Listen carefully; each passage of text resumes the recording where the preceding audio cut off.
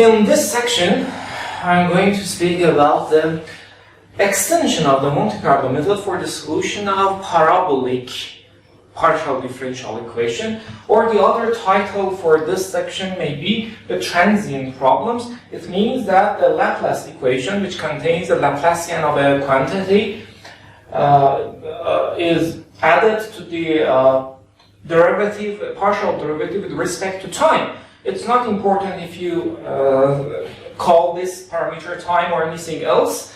It's just a mathematical symbol. Okay, so we have partial derivatives with respect to x, y, and z inside this operator, and also we have a first order derivative with respect to time or anything else. So with this equation is a parabolic equation, and because this equation contains the time derivative, it's called the transient problems in heat transfer or thermal sciences. Alpha is the coefficient of this relation, which may be thermal diffusibility in heat equation. If this equation is the heat equation, this coefficient is the thermal diffusibility. The process of the solution of the Monte Carlo method is completely similar to the previous examples. I mean, the Monte Carlo method consists of 3 steps. Step 1 for fixed step Monte Carlo method. The second step, or the random walk process, and also the third step, which is the computation of the temperature of the point. Okay, let's start the first step for the fixed step method. Again, we have a computational grid or computational mesh consisting of different nodal points shown by indices I and j. So you have, and in this step, you have to discretize the governing equation in fixed step methods using finite difference concepts, for example. So I have to discretize this new term in the equation.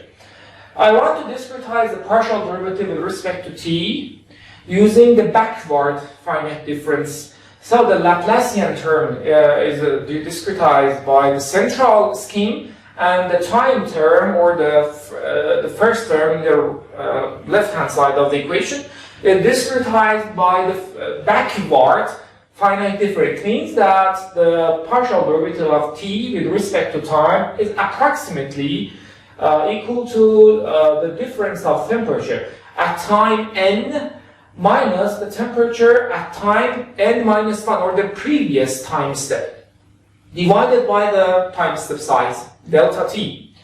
So you can predict the temperature of the next step by means of the temperature at the previous time step.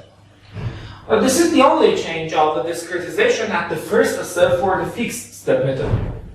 So after substitution of this new discretization in the equation, and also after substituting the central differences for the Laplacian term, and reordering the terms in the equation, and turning this discretized form into our desired framework for Monte Carlo method, we can obtain, or we can derive this equation here.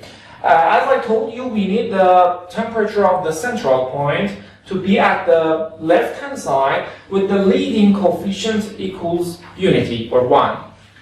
The other terms at the second-hand side show the coefficients show the probability of transferring or motion or traveling of the random walker from node ij to node I plus 1j, x plus, x minus I minus 1j, y plus I and j plus 1 at the upper node, and I and j minus 1 or the lower point.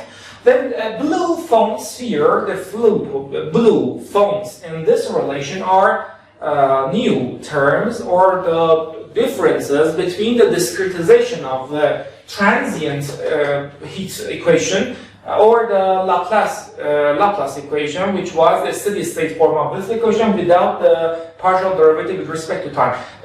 Pay attention to the blue symbols here. Also here we have a superscript n, which n in this parenthesis shows the time step. N means the nth time step. So this is the temperature of the central point, INJ, at the nth time step.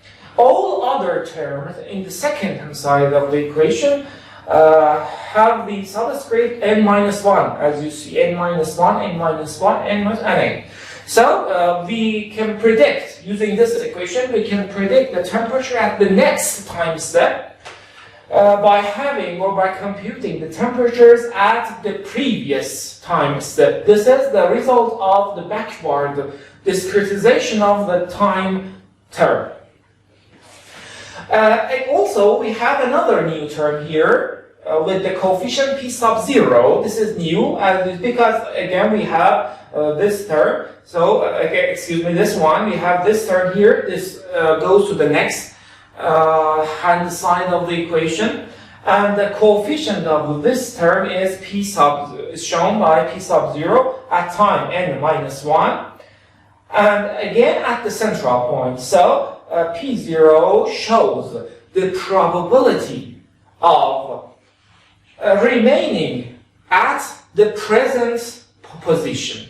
Because both subindices are INJ, so both of them show the temperature at the central point, or the point INJ, but this is at time n-1, then this one is at time n. So P0, which is the coefficient of this term, shows the probability of remaining the random walker at its current position. Other coefficients are defined similar to the previous case for the Laplace equation. If the mesh size or the difference or the distance between two nodes shown by delta x and delta y are equal, so we have identical grid spacing in both directions, you can easily compute the coefficients px plus minus, y plus minus, and also the fifth coefficient, which is new, shown by p sub 0. It's so straightforward to compute these coefficients. You can do it by yourself. Okay, so we have coefficients px plus 2, py minus. These are the coefficients or the probability of the motion of the random walker to the right, left, upper, and lower grid points, of course in two-dimensional problem. And the fifth one, p sub 0, or the probability of remaining at the present position, is 1 minus alpha delta t over delta x squared. And you see again the probabilities are positive or non-negative, and all of them are should be less than 1. So this should be less than 1.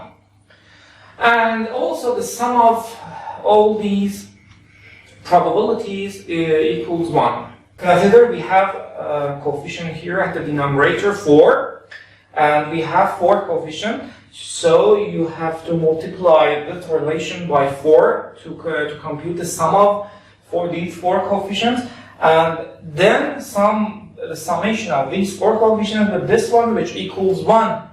Okay.